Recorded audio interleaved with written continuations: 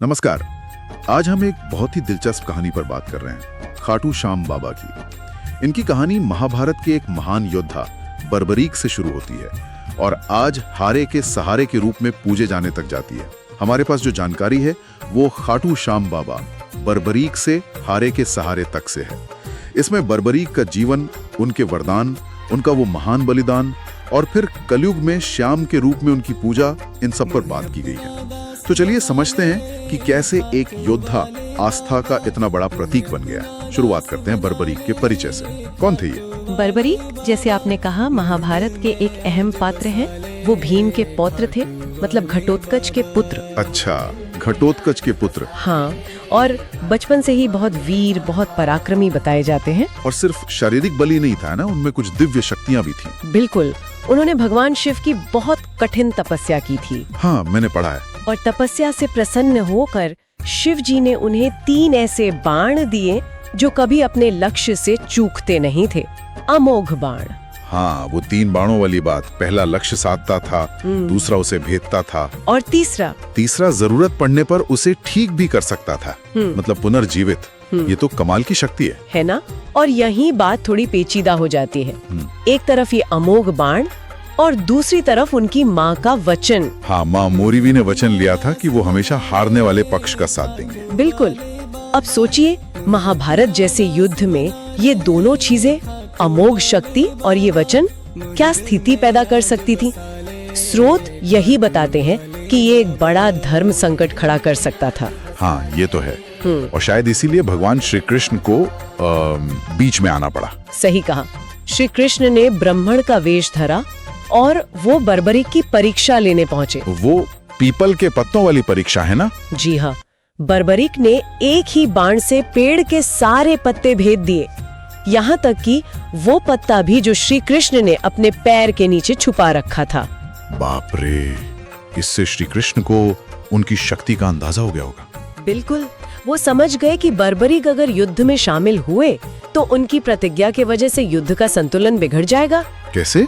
देखिए, अगर वो कमजोर पक्ष, मान लीजिए पांडवों का साथ देते, तो पांडव मजबूत हो जाते, और फिर कौरव कमजोर हो जाते, तो अपनी प्रतिज्ञा के अनुसार बर्बरीक को पाला बदलना पड़ता। अरे हाँ, फिर वो कौरवों की तरफ से लड़ते। बिल्कुल। और फिर कौरव मजबूत हो जाते, पांडव कमजोर। ये चक्र तो चलता ही रहता, युद्ध कभी खत्म ही नहीं होता। ये तो मैंने सोचा ही नहीं। मतलब युद्ध का कोई नतीजा ही नहीं निकलता। इसीलिए श्री कृष्ण का हस्तक्षेप जरूरी हो गया था। और यहीं पर वो कहानी का सबसे नाटकीय मोड़ आता है, जब श्री कृष्ण ने दान मांगा।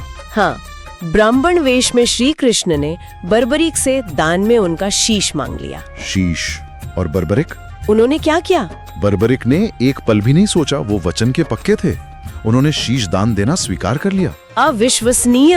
हाँ, बस उनकी एक इच्छा थी कि वो महाभारत का युद्ध अपनी आंखों से देखना चाहते थे। और श्री कृष्ण ने उनकी इच्छा पूरी की। हाँ, उन्होंने बर्बरीक के शीश को युद्ध भूमि में एक ऊंची पहाड़ी पर स्थापित कर दिया ताकि वो पूरा युद्ध देख सकें। कहते हैं अमृत से सींचा था ताकि वो जीवित रहें और सब देख पाएं। ये तो त्याग की पराकाष्ठा है, सिर्फ वचन निभाने के लिए। ये सिर्फ बलिदान नहीं था, ये धर्म और वचन के प्रति उनकी अटूट निष्ठा थी। और शायद यही निष्पक्षता थी जिसने उन्हें युद्ध का सबसे महत्वपूर्ण साक्षी बनाया। साक्षी? कैसे? युद्ध खत्म होने के बाद जब पांडवों में बहस हुई कि जीत का श्रेय किसे जाता है, तो सब ने बर्बरीक के शीश से पूछा। अच्छा? और बर्बरीक के शीश ने ही कहा कि ये विजय वास्तव में श्री कृष्ण की कूटनीति और उनकी उपस्थिति के कारण ही संभव हुई है। वाह! और फिर श्री कृष्ण का वो वरदान आया। बिल्कुल।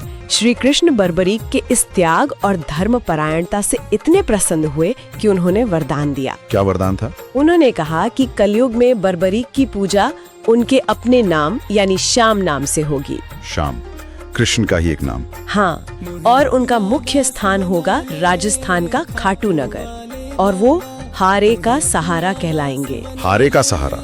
वरदान ये भी था कि जो भी सच्चे मन से उन्हें पुकारेगा, श्याम बाबा उसकी मदद जरूर करेंगे। और फिर वो शीश खाटू में प्रकट हुआ। जी हाँ, कहानी यही है कि कलयुग में वो शीश खाटू गांव में मिला।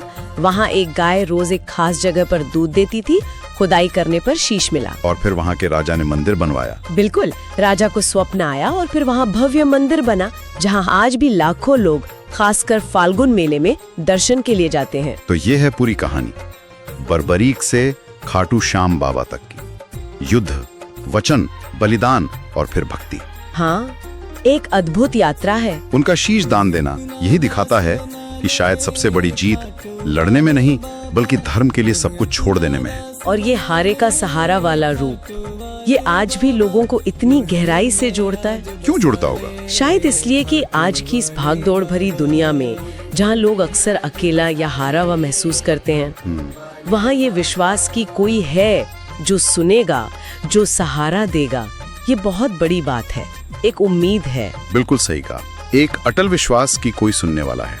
जय श्री श्याम।